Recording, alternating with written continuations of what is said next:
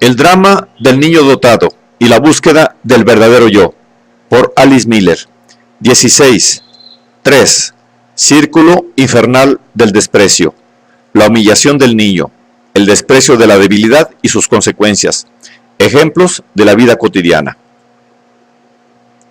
Mientras viajaba durante unas vacaciones, mis ideas giraron en torno al tema desprecio y releí una serie de apuntes que acerca de ese mismo tema había hecho con anterioridad.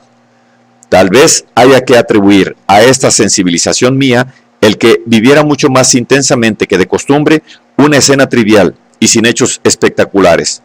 Una de esas escenas que sin duda deben de producirse con suma frecuencia. Voy a iniciar mis reflexiones relatándola, pues con su ayuda podré ilustrar, sin riesgo de indiscreción, una serie de ideas que he ido adquiriendo en el curso de mi trabajo. Un día, mientras daba un paseo, vi delante de mí a una pareja joven, ambos muy altos, a cuyo lado correteaba lloriqueando un niñito de unos 2 años.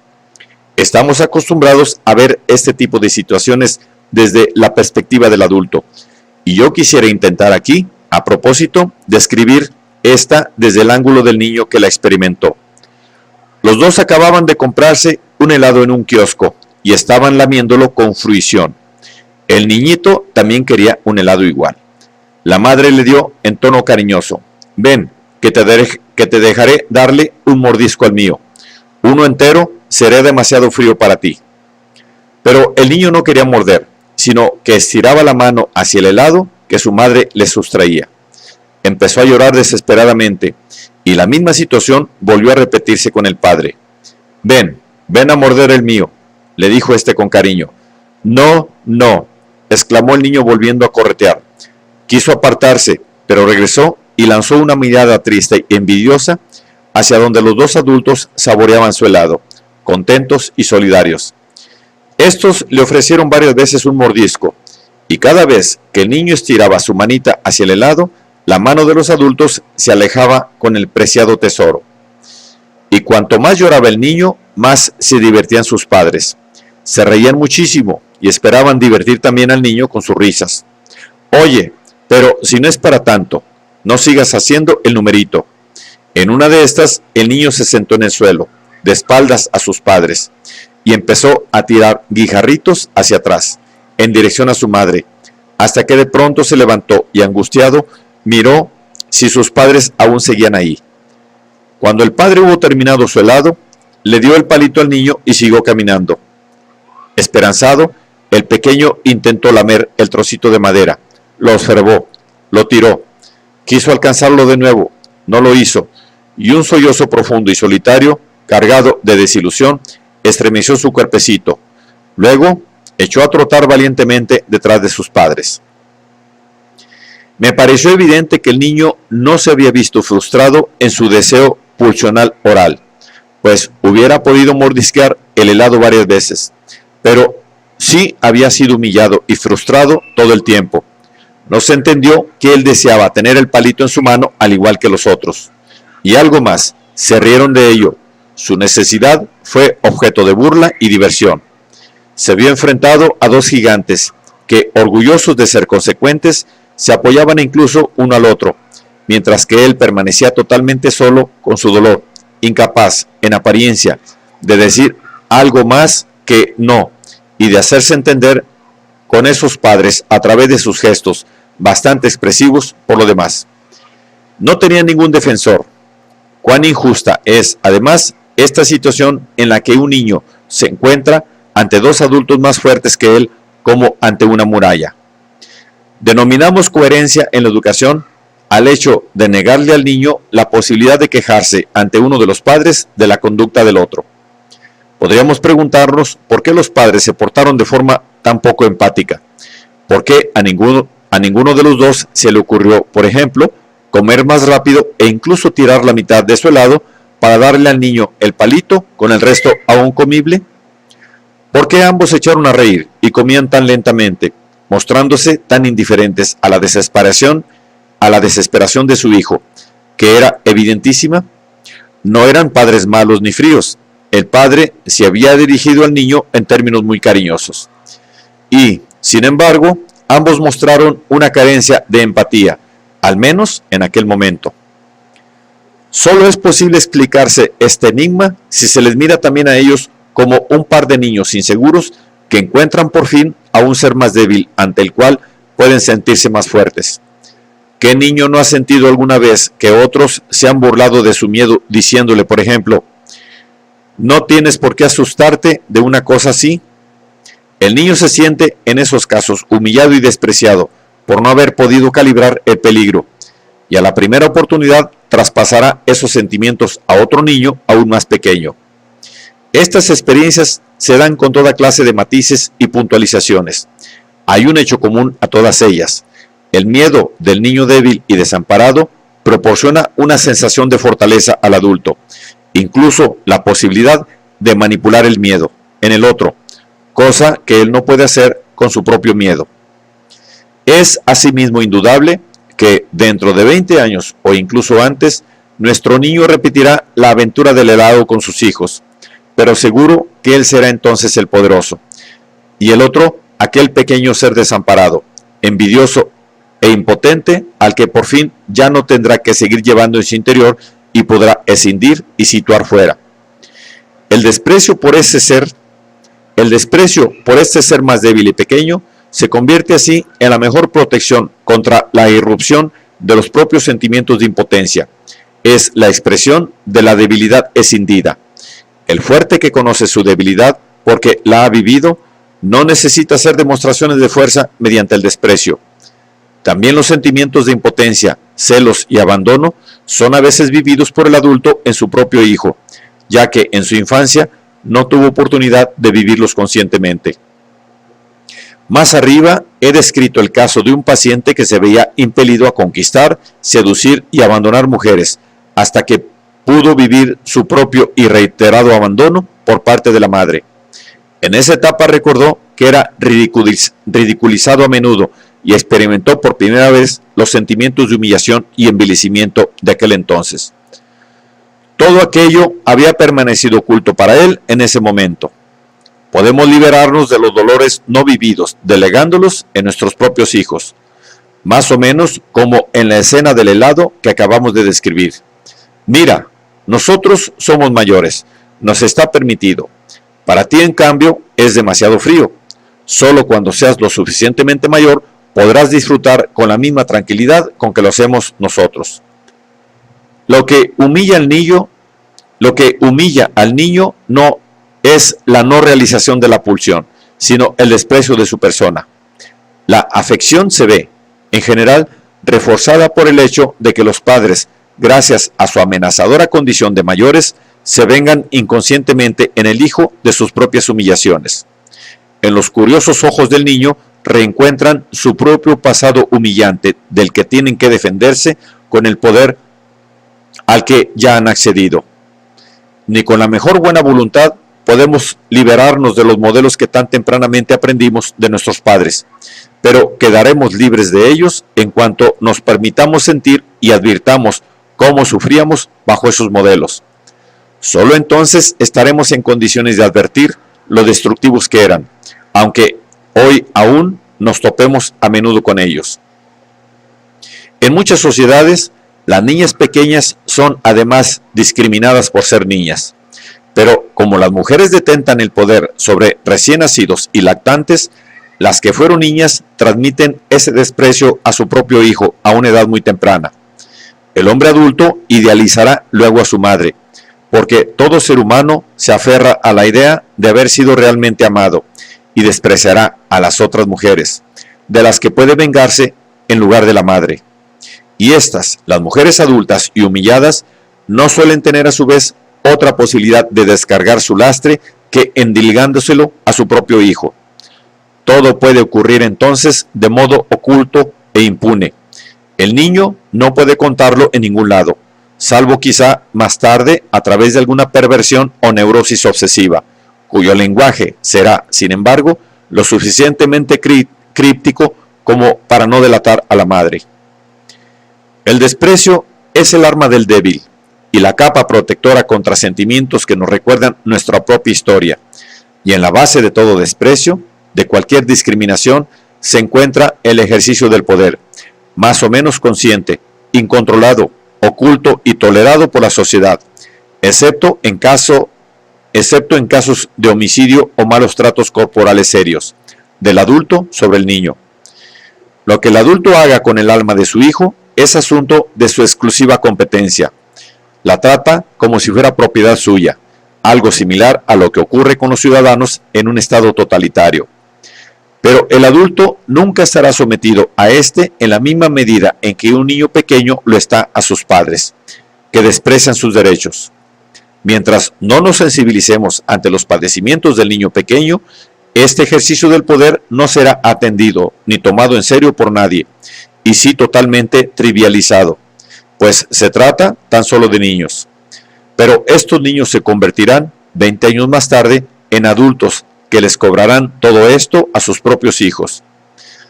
Puede que a nivel consciente combatan la crueldad en el mundo y a la vez se le impongan de manera inconsciente a otras personas de su entorno, porque llevan dentro de sí una idea de la crueldad a la que ya no tendrán acceso, una idea que permanece oculta tras las idealizaciones de una infancia feliz y los impulsa a cometer actos destructivos. Urge que esta transmisión hereditaria de la destructividad de una generación a la siguiente sea sustituida por una toma de conciencia emocional. Una persona que abofetea, golpea u ofende conscientemente a otra sabe que está haciéndole daño, aunque no sepa por qué lo hace. Pero ¿cuántas veces no se ha dado cuenta? ¿Cuántas veces no se han dado cuenta nuestros padres, ni nosotros mismos frente a nuestros hijos, de lo profunda, dolorosa y duradera que podría ser la herida que infligíamos al yo embrionario de nuestros hijos?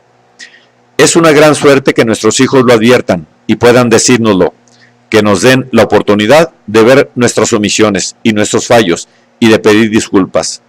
Entonces les será posible desechar las cadenas del poder, la discriminación y el desprecio que vienen transmitiéndose de generación en generación. No tendrán ya necesidad de defenderse de la impotencia ante el poder cuando su impotencia temprana y su rabia se conviertan en vivencia consciente.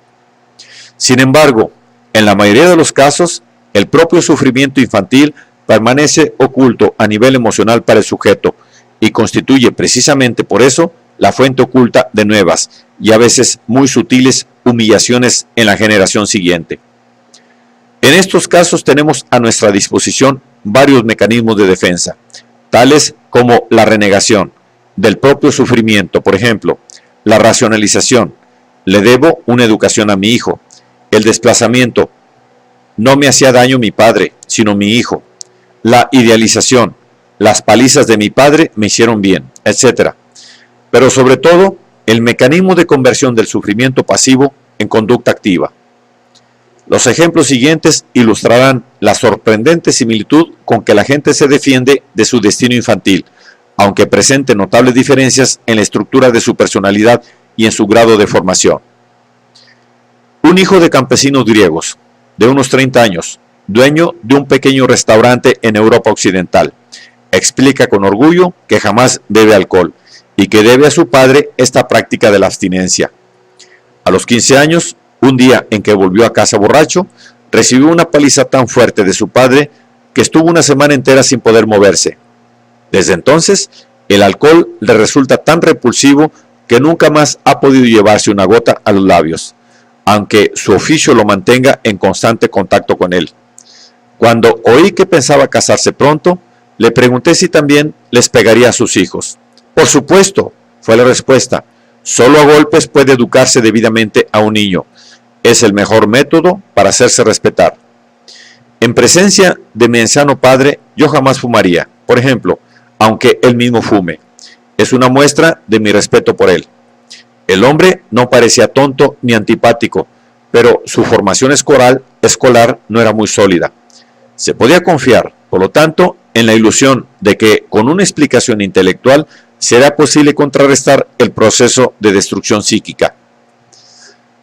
Pero, ¿qué ocurre con esta ilusión en el ejemplo siguiente, cuyo protagonista es un hombre culto?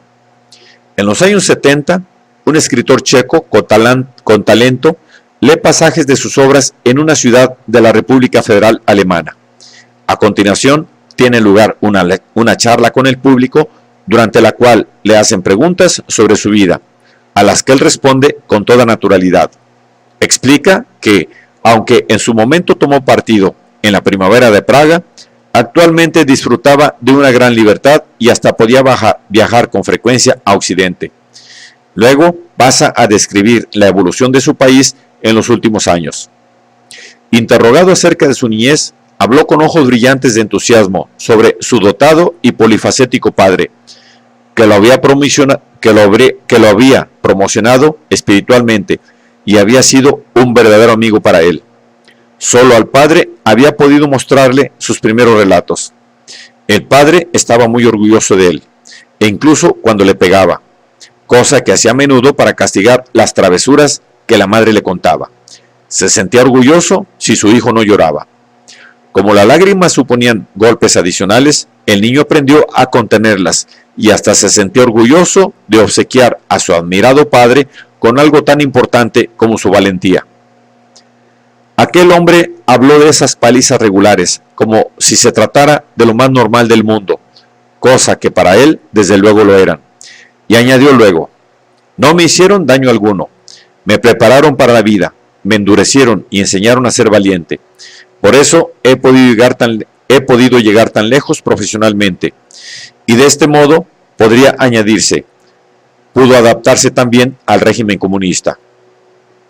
A diferencia del mencionado escritor checo, el director cinematográfico Ingmar Bergman habló sobre su niñez en un programa televisivo y se refirió a ella en un tono totalmente consciente y con una comprensión mucho mayor, aunque solo intelectual, de los elementos relacionales, como a una crónica de humillaciones. La humillación fue el instrumento esencial de su educación. Así, por ejemplo, cuando se mojaba los pantalones, tenía que llevar todo el día un vestido rojo para que los demás pudieran verlo y él tuviera que avergonzarse. Era el menor de los dos hijos de un pastor protestante. En la entrevista televisiva relató una escena que solía repetirse a menudo durante su infancia. Su hermano mayor era golpeado en la espalda por el padre y la madre restañaba la espalda sangrante del hermano con algodón. Él asistía a la flagelación sentado. Bergman relató esta escena sin excitación alguna, con total frialdad. Uno se lo imaginaba allí, de niño, observando aquello con toda tranquilidad. Seguro que no huía, ni cerraba los ojos, ni gritaba. Daba la impresión de que, si bien esta escena se había producido realmente, era al mismo tiempo un recuerdo encubridor de aquello que le había sucedido a él mismo. Pues es muy difícil suponer que semejante padre le pegase solo a su hermano. Muchas personas viven largo tiempo convencidas de que las humillaciones solo iban dirigidas a sus hermanos. Únicamente en el curso de la terapia reveladora podrán recordar, entre sentimientos de odio e impotencia, pero también de ira e indignación, lo humillados y abandonados que se sentían ellos mismos cuando su querido padre los vapuleaba, y podrán vivir al fin esos sentimientos. No obstante, Bergman tenía otra posibilidad de trato con sus sentimientos, además del desplazamiento y la renegación: hacer cine y delegar en los espectadores los sentimientos rechazados. Imaginemos que, como espectadores de sus películas, empezamos a vivir los sentimientos que él, como hijo de semejante padre, no pudo experimentar abiertamente entonces, y que sin embargo conservó en su interior. Sentados frente a la pantalla, como el chiquillo que él fue en otro tiempo, nos vemos confrontados con una crueldad que aflige a nuestro hermano, y apenas nos sentiremos capaces o dispuestos a acoger en nosotros toda esta brutalidad con sentimientos auténticos. La rechazaremos. Cuando Bergman refiere luego, con gran consternación, que hasta 1945 no logró darse cuenta de lo que era el nacionalsocialismo, pese a haber viajado a menudo por Alemania durante la era hitleriana, su constatación me parece una consecuencia de aquella infancia. La crueldad era el aire familiar que había tenido que respirar desde niño. ¿Cómo hubiera podido sorprenderle? ¿Por qué he traído a colación 3 ejemplos de hombres que recibían castigos corporales? ¿No son acaso situaciones límite? ¿Será porque quiero investigar las consecuencias de las palizas? No, en absoluto. Podemos suponer tranquilamente que en este caso se trata de simples excepciones. He elegido estos ejemplos en parte porque no me fueron confiados como secretos, sino que son ya del dominio público, y sobre todo para mostrar que también los peores malos tratos permanecen ocultos gracias a la fuerte tendencia idealizadora del niño. No hay tribunal, fiscal ni juicio alguno. Todo queda oculto en las tinieblas del pasado, y cuando se dan a conocer hechos, estos son presentados bajo el nombre de buenas acciones. Pero si esto es así en los casos más evidentes de malos tratos corporales, ¿cómo podrá revelarse entonces la tortura psíquica, que de todas formas resulta menos visible y mucho más discutida? ¿Quién tomará realmente en serio las sutiles humillaciones, tal y como se manifestaban en el ejemplo del niñito con el helado? No obstante, sí que aflorarán sin excepción en todas las terapias de los adultos, en cuanto estos hayan aprendido a dar paso a sus sentimientos. La explotación del niño por los padres conduce a una larga serie de abusos y humillaciones sexuales y no sexuales, que más tarde, siendo ya adulto, a menudo siendo ya padre o madre, aquel niño irá descubriendo penosamente a través de la terapia. Un padre que haya crecido en un ambiente puritano se sentirá, en ciertos casos, muy inhibido en sus relaciones sexuales matrimoniales, y así, por ejemplo, solo se atreverá a mirar con detenimiento y por primera vez el órgano genital femenino, a jugar con él y a sentirse excitado durante el baño de su hijita pequeña. De modo similar, una madre que de pequeñita fue víctima de abusos sexuales y se asustó y sintió humillada al ver un pene erecto, desarrolló miedo ante el órgano sexual masculino. Una mujer así podrá, en determinadas circunstancias, manipular su miedo solo a través de su hijito pequeño. Podrá, por ejemplo, secar tanto al niño después del baño que éste tenga una erección nada peligrosa ni amenazadora para ella. También podrá masajear sin miedo el pene de su hijo hasta la pubertad de éste, a fin de quitarle la fimosis. Bajo la protección del amor incuestionable que todo niño brinda a su madre, ésta podrá continuar sus auténticas y vacilantes indagaciones sexuales que tan temprano interrumpiera. Pero, ¿qué supone para el niño ser explotado por padres sexualmente inhibidos? Todo niño busca contactos tiernos y se sentirá feliz si se los dan, pero al mismo tiempo se sentirá inseguro si le despiertan sentimientos que no se hubieran presentado de forma espontánea en aquella fase de su desarrollo. Esta inseguridad se verá más acentuada aún por el hecho de que sus propias actividades autoeróticas serán castigadas con palabras condenatorias o miradas despreciativas de los padres. Además de las sexuales, hay otras formas de violación del niño, como por ejemplo las que se realizan con ayuda del adoctrinamiento, que se halla en la base tanto de la educación anti-autoritaria como de la buena. En ambas formas de educación, las verdaderas necesidades del niño en las distintas fases de su desarrollo no pueden ser percibidas. En cuanto el niño es sentido como un objeto de propiedad con el cual se persiguen una serie de objetivos, en cuanto se apoderan de él, su crecimiento vital se ve violentamente interrumpido. Uno de los dogmas evidentes de nuestra educación consiste en cortar desde un principio las raíces vivas y tratar luego de sustituir su función natural recurriendo a métodos artificiales. Así, por ejemplo, se limita la curiosidad del niño. Hay preguntas que no se hacen y, más tarde, cuando ya carece del impulso natural para aprender, se le ofrecen clases de recuperación, no bien tiene dificultades en la escuela. Hallamos un ejemplo similar en el comportamiento del maníaco. ¿Acaso este